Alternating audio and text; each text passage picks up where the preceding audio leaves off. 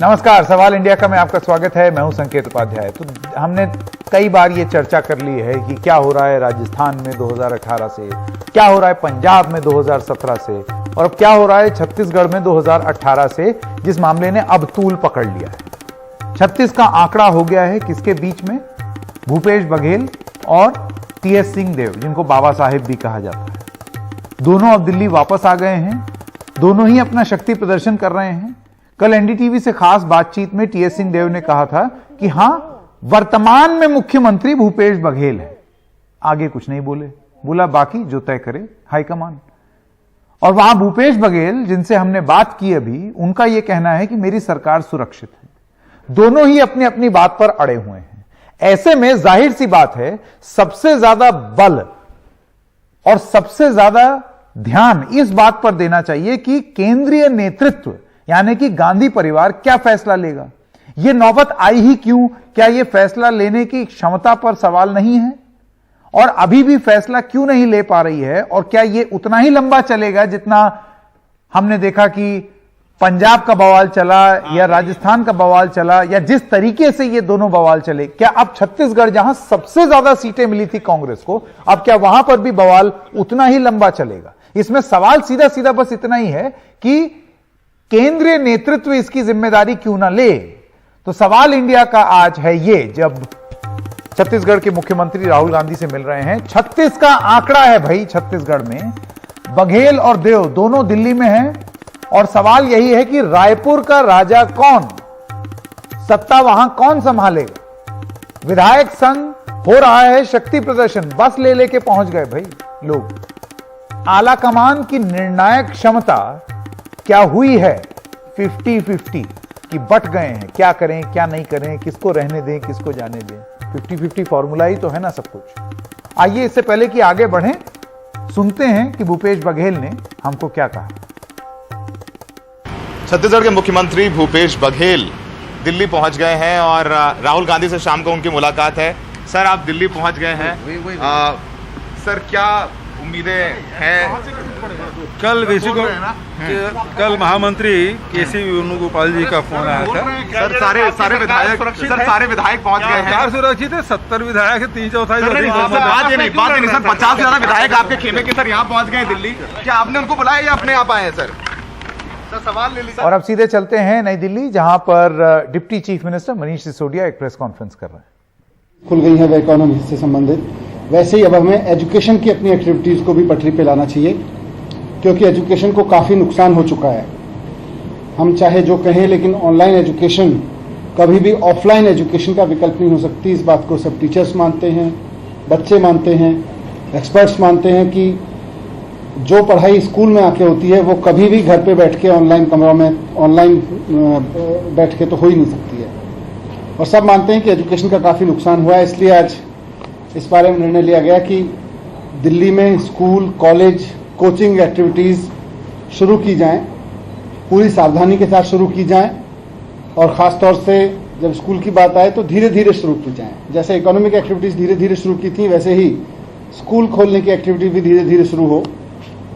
तो 1 सितंबर से दिल्ली में 9वीं से 12वीं के स्कूल और उस एज ग्रुप के बच्चों की कोचिंग या उससे बड़े बच्चों की कोचिंग सेंटर्स, और साथ साथ सभी कॉलेजेस खोलने के लिए इजाज़त दे दी जाएगी।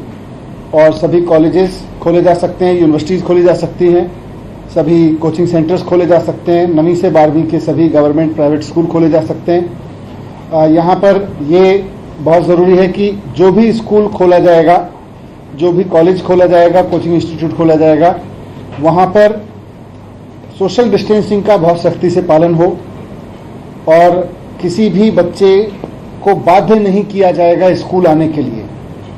स्कूल कॉलेज ब्लेंडेड मोड में चलेंगे। अगर पेरेंट्स की परमिशन नहीं है, बच्चों को स्कूल बुलाने के लिए पेरेंट्स की परमिशन जरूरी होगी, और अगर पेरेंट्स की परमिशन नहीं है तो किसी बच्चे को फोर्स नहीं किया जाएगा, या उसको उसके एवज में उसकी एब्सेंट काउंट नहीं किया जाएगा कि कोई बच्चा अगर स्कूल नहीं आया है इस क्लास ग्रुप का। अभी तक हमने एनालिसिस किया था कि पूरे देश में जैसे जैसे केस कम हुए, वैसे वैसे कई राज्यों ने स्कूल खोलने के प्रयोग किए हैं। 5 राज्यों में तो नर्सरी से लेके और 12वीं तक के सभी स्कूल खोल दिए गए हैं।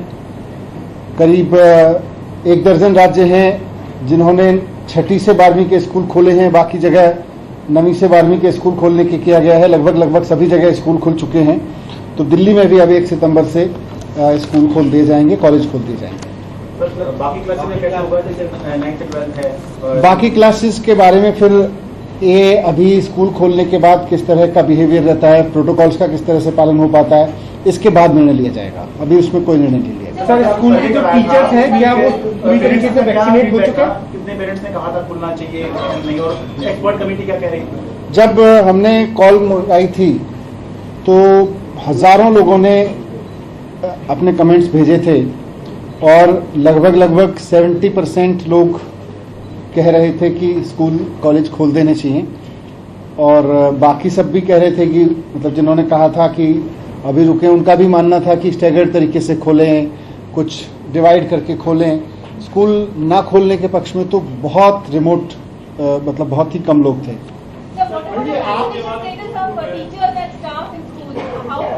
हमने पिछले 1 महीने में दिल्ली के टीचर्स को वैक्सीनेट कराने के लिए स्पेशल ड्राइव्स चलाए हैं, और सरकारी स्कूलों का करीब 98%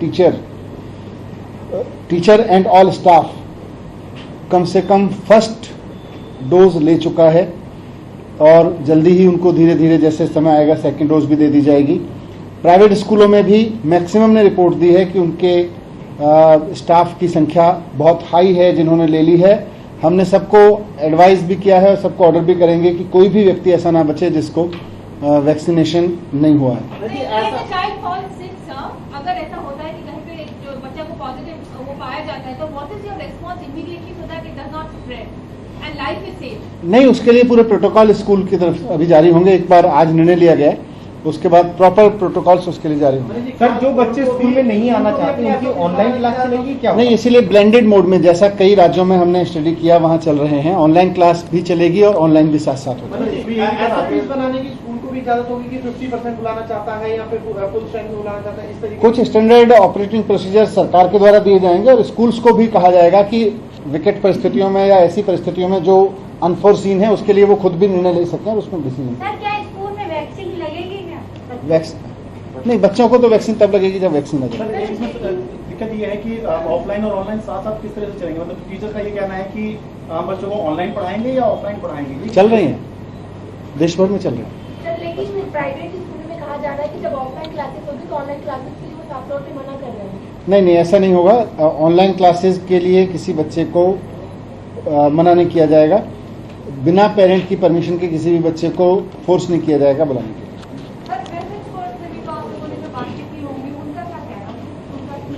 नहीं, हेल्थ पर एक्सपर्ट्स तो खुद मान रहे थे कि स्कूल अब खोल देने चाहिए। पिछली बार भी जब हेल्थ एक्सपर्ट्स के साथ बात हुई थी मीटिंग में, उस वक्त भी उनका कहना था कि now is the time we have to push the button.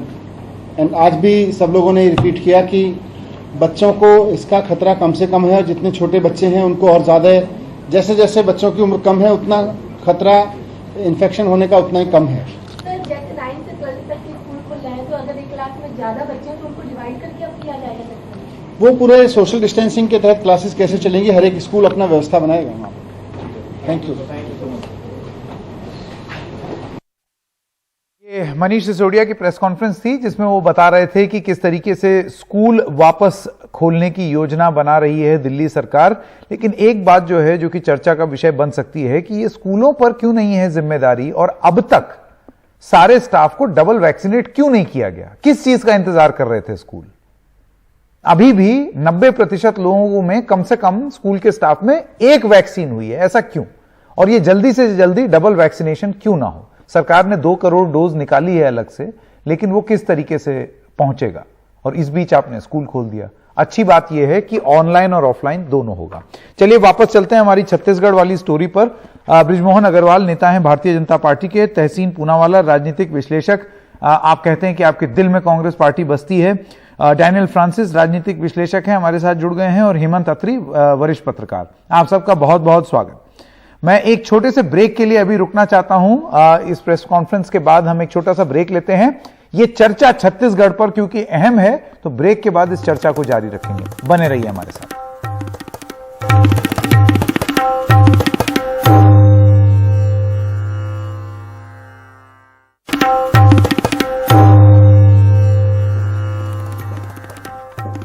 एक राज्य है जिसमें एक अध्यक्ष बनाए गए हैं, इतना एलिवेशन हुआ है, इतना लड़ झगड़ के बने, उसके बाद कह रहे हैं मैं ईंट से ईंट बजा दूंगा। दूसरा राज्य है जिसमें मुख्यमंत्री कह रहे हैं कि मैं ही हूं, मेरे तो सिर पे आशीर्वाद है, और उनके जो चैलेंजर हैं वो ये कह रहे हैं कि वर्तमान में वो हैं, भविष्य में आला कमान तय करेगा। तो सवाल हमारा यही है, तहसीन पूनावाला, मैं आपसे पूछना चाहता हूं, ये आला कमान तय क्यों नहीं कर पा रहा है? ये आला कमान एक बार कोई फैसला ले, वो फिर सब लोगों को कबूल होना चाहिए। ये कैसा आला कमान का फैसला है कि लोगों को मंजूरी नहीं है? नहीं, देखिए, आपके और मेरे देखने के नजरिए में फर्क है। अगर आप समझे संकेत जी, तो कांग्रेस एकमात्र पार्टी है इस मुल्क में जिसमें लोकतंत्र जीवित है। तो आला कमान, हाई कमांड कोई अथॉरिटेरियन फैसला नहीं लेता। ये सभी विधायकों को साथ में लेकर जो राज्य के, सूबे के और देश के हित में हो, वो फैसला लेता है। तो हाई कमांड वो अपना फैसला लेगा देश के हित में।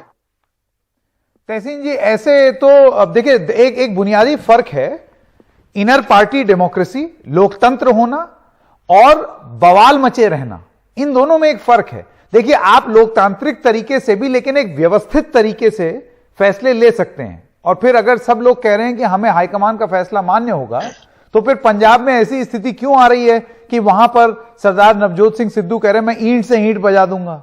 बिल्कुल वही स्थिति यहां पर छत्तीसगढ़ में, थोड़े मतलब इस तरीके के शब्दों का इस्तेमाल नहीं किया गया है, इतनी एक दूसरे की इज्जत रखी है, लेकिन छत्तीसगढ़ में भी ऐसी स्थिति है, भाव वही है।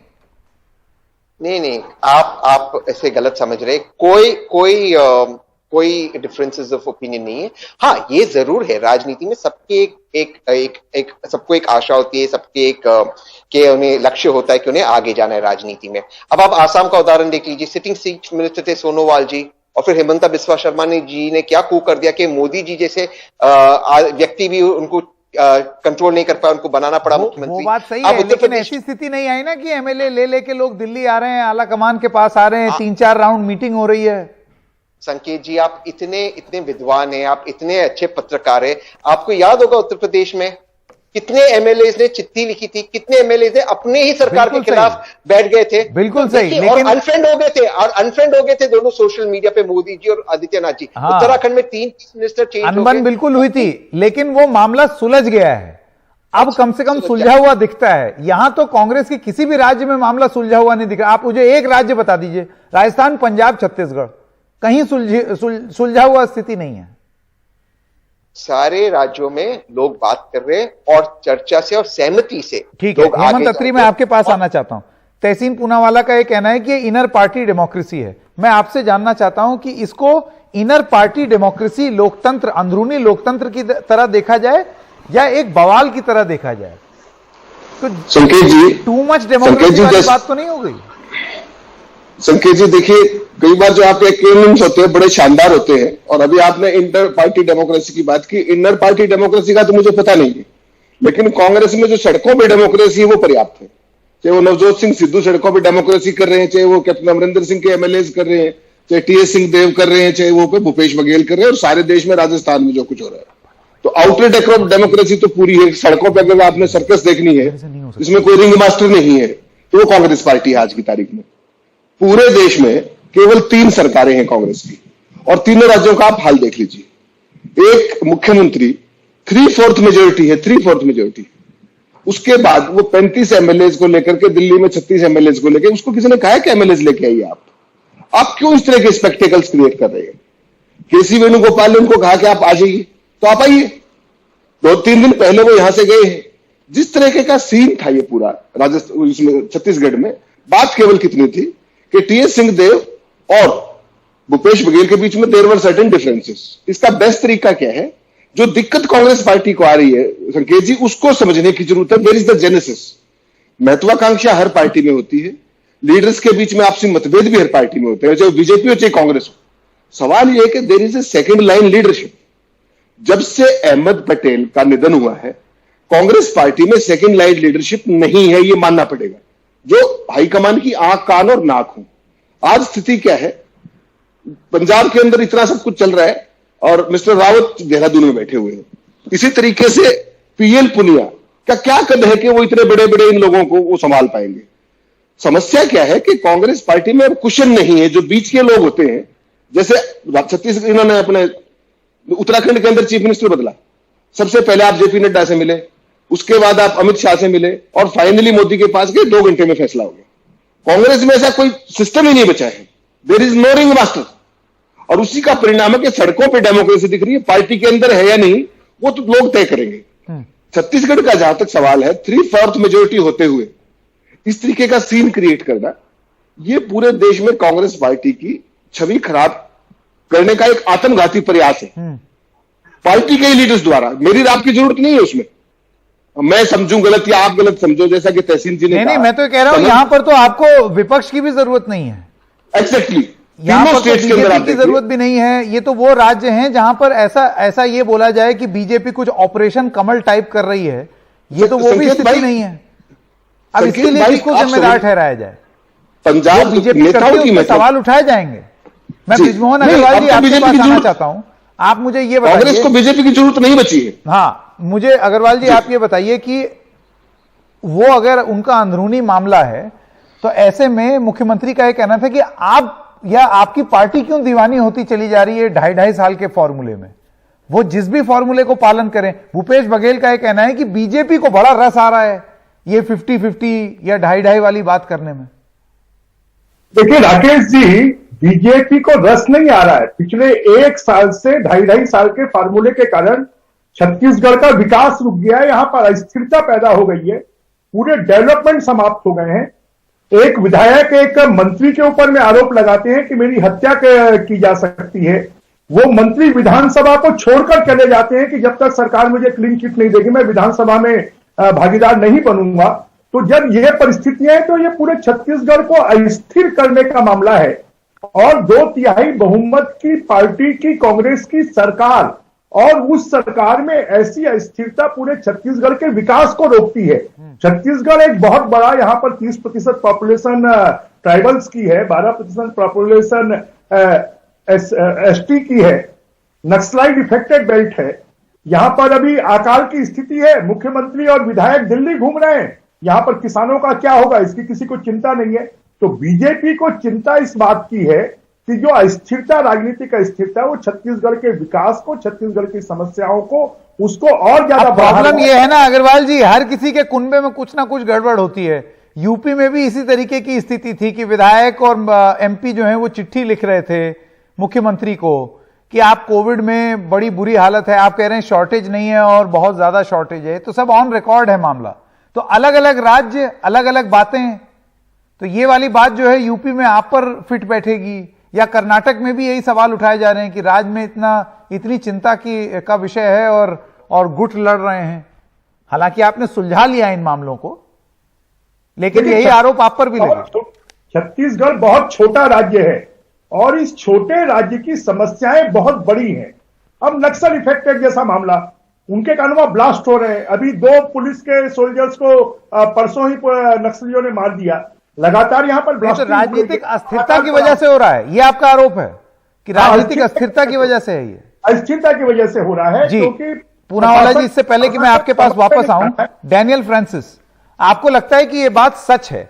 कहीं भी जब इस तरीके का बवाल हो, इनर पार्टी डेमोक्रेसी, अंदरूनी लोकतंत्र का हवाला देते हुए यह सब बवाल चलता रहे, तो गवर्नेंस यानी कि शासन, उस पर चोट लगती है।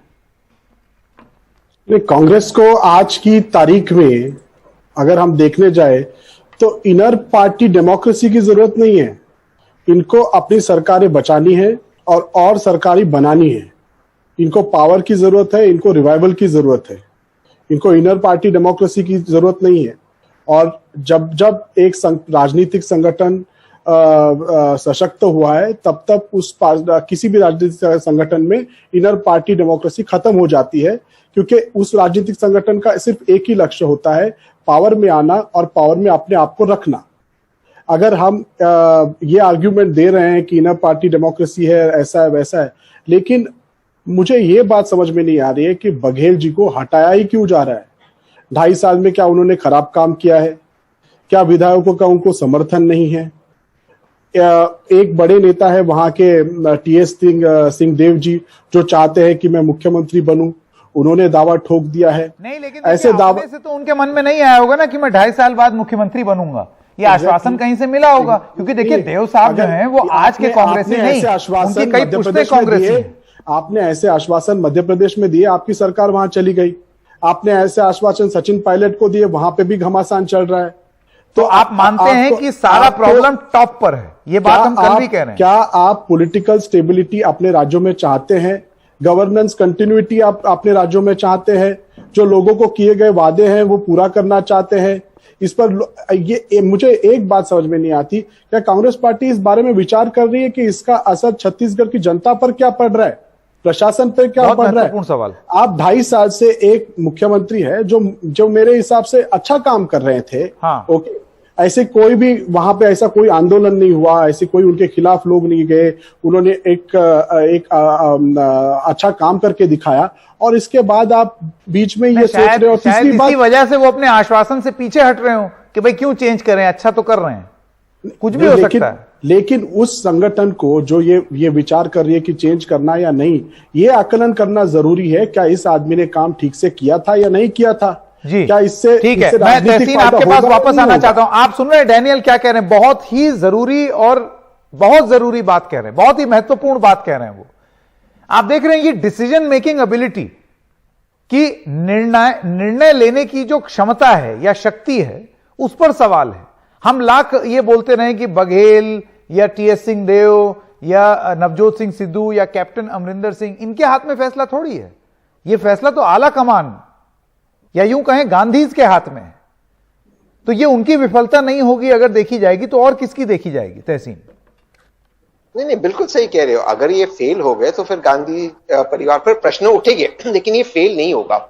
देखिए, पंजाब का मामला सॉल्व हो गया। अब अब देखिए कुछ बातें उठी है पंजाब को लेकर। तहसीन आप भी सॉल्व हो गया। सुन मेरी बात सुनिए। वो कह रहे हैं वो ईंट से ईंट बजा देंगे, आप कह रहे हैं सॉल्व हो गया। किसकी ईंट से ईंट बजा देंगे, मेरी ये बात तो बताएं। एक सेकंड। हाँ, किस अकाली दल, आम आदमी पार्टी और बीजेपी। मैं आपके शो पे पहले भी कह चुका हूं और दोबारा कह रहा हूं, पंजाब के 117 के असेंबली में कांग्रेस 100 पार कर देगी, और ये सिद्धू जी और कैप्टन साहब का कंट्रीब्यूशन एक साथ होगा। अब छत्तीसगढ़ पर आते हैं, जिस पर आज हम चर्चा कर रहे हैं। बाघेल जी एक सफल चीफ मिनिस्टर है, टीएस सिंहदेव एक बहुत ही वरिष्ठ नेता है और वो खानदानी कांग्रेसी है। दोनों की रिस्पेक्ट करनी चाहिए, और मुझे उम्मीद है और मैं जानता हूं, और आपके शो पे दोबारा होगा, कि राहुल गांधी जी इस मैटर को सॉल्व कर देंगे एमिकेबली, जैसे विधायक चाहते और जैसे सब लोग चाहते। मेरा एक प्रश्न, जब पर्सनल लोगों की, जब 3 लोगों की मीटिंग है, 4 लोगों की मीटिंग है, तो इतने लोगों को दिल्ली आने की जरूरत क्या है? और मैं एक बात कहता हूं, तो यही तो है ना, लीडरशिप का सवाल यही है, क्यों शक्ति प्रदर्शन करने की नौबत आ रही है भूपेश बघेल को? क्योंकि फैसले में टाइम लगा, और ये अपने से तो टीएस सिंहदेव जी के मन में आया नहीं होगा कि मैं 2.5 साल बाद मुख्यमंत्री बनाऊंगा। वादा किया गया होगा ना, अब वादा पूरा नहीं हो रहा। मुझे ये पता नहीं क्या वादे किए गए क्या नहीं। टीएस सिंहदेव जी ने कहा कैसे कोई वादे नहीं किए गए, लेकिन मैं एक चीज कह सकता हूं कि बाघेल साहब और टीएस सिंहदेव जी दोनों ही बहुत वरिष्ठ और अच्छी नेता, और टीएस सिंहदेव से ज्यादा लॉयल आपको कांग्रेस कही है। ठीक है, आपका बहुत बहुत धन्यवाद आप सबका हमारे साथ जुड़ने के लिए। एक छोटे से ब्रेक के लिए रुक रहे हैं, ब्रेक के बाद अपनी खबरें जारी रहेंगे। बहुत सारी खबरें हैं आज, वो सब आपको दिखाएंगे। दिल्ली के मुख्यमंत्री अरविंद केजरीवाल ने अभिनेता सोनू सूद से मुलाकात की है, उनको ब्रांड एम्बेसडर बनाया है। कौन सी स्कीम है, क्या है, बीजेपी उसके बारे में क्या कह रही है, सब बताएंगे एक ब्रेक के बाद।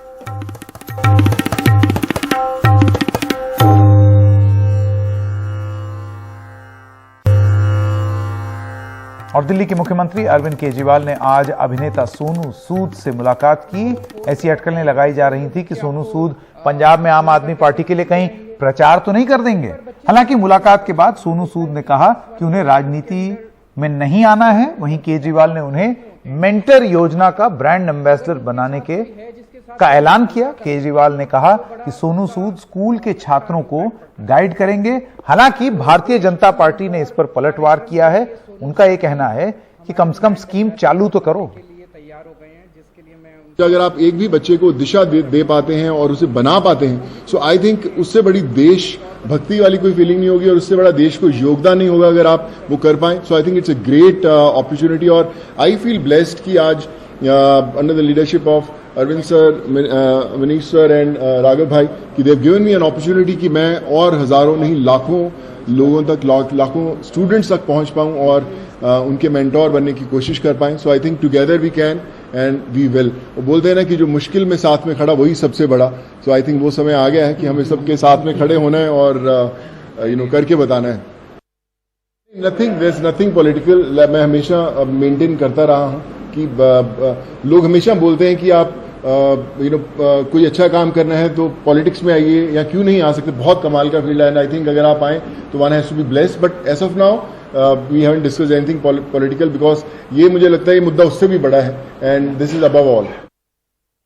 दिल्ली में हम देश के मेंटोर्स नाम से कार्यक्रम अभी पायलट बेसिस पे चल रहा था, अब कुछ दिनों के बाद इसको लॉन्च किया जाएगा। तो हम लोग अपील कर रहे हैं देश के लोगों से, जो पढ़े लिखे लोग हैं, कि आप आइए, सामने आइए और सरकारी स्कूल के 1, 2, 3 जितने भी आप बच्चे ले सकते हैं, आप उतने बच्चों को के मेंटोर बनिए।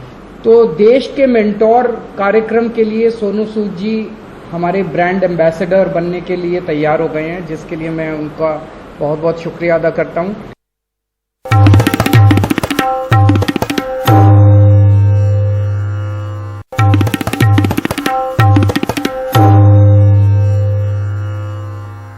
और महाराष्ट्र के टमाटर उत्पादक किसान एक बार फिर से संकट में घिरते नजर आ रहे हैं। औरंगाबाद, नासिक के किसान इन दिनों टमाटर के दामों से इतने परेशान हैं कि वो किसानों को थोक बाजार में टमाटर की कीमत 1 से 2 रुपए प्रति किलो मिल रही है। सोचिए आप कितने में खरीदते हैं और उनको कितनी कीमत मिल रही है।